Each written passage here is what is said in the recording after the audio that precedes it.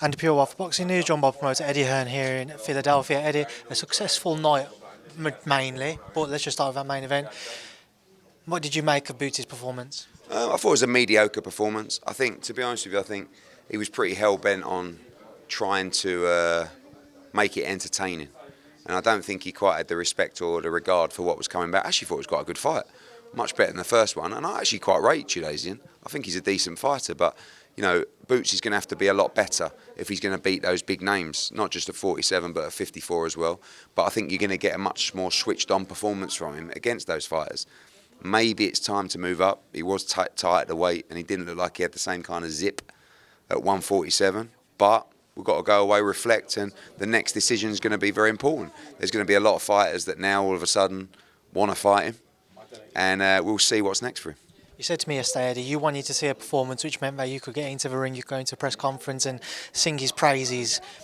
Difficult to kind of not just do that now, but also disappointing that maybe he didn't deliver that knockout. I think the performance is always on the fighter, you know, and the coaching team.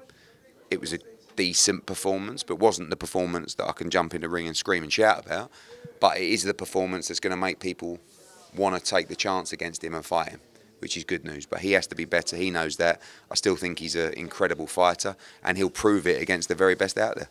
Given what you've said about the weight front, do you feel like the Vergil Ortiz fight is one which maybe makes the most sense? Yeah, I mean, look, I think they're two brilliant young fighters. I love watching Vergil Ortiz, and I think style-wise, that's a tremendous matchup.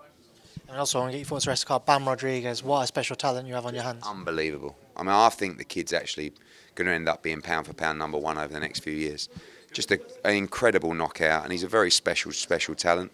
I think really we want those unification fights.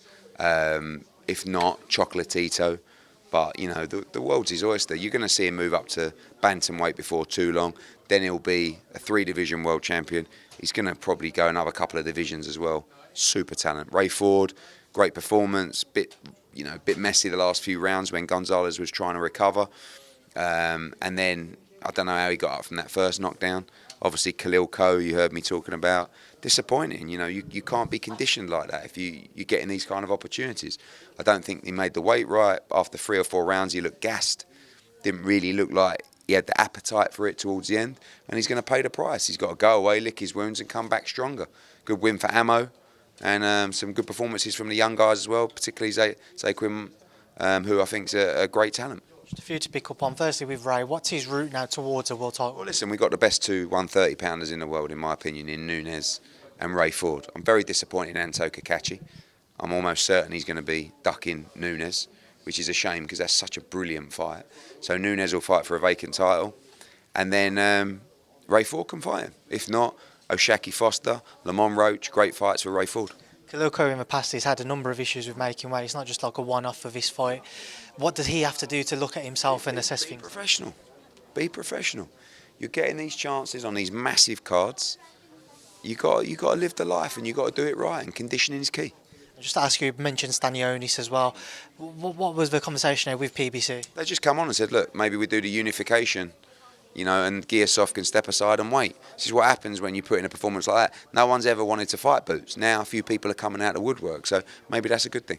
Last one, what happens, Katie Taylor and Taylor-Serrano next week? I believe it'll be another great fight. Katie Taylor for the victory. Looking forward to heading to Dallas to support. See you there, Eddie. Cheers, mate.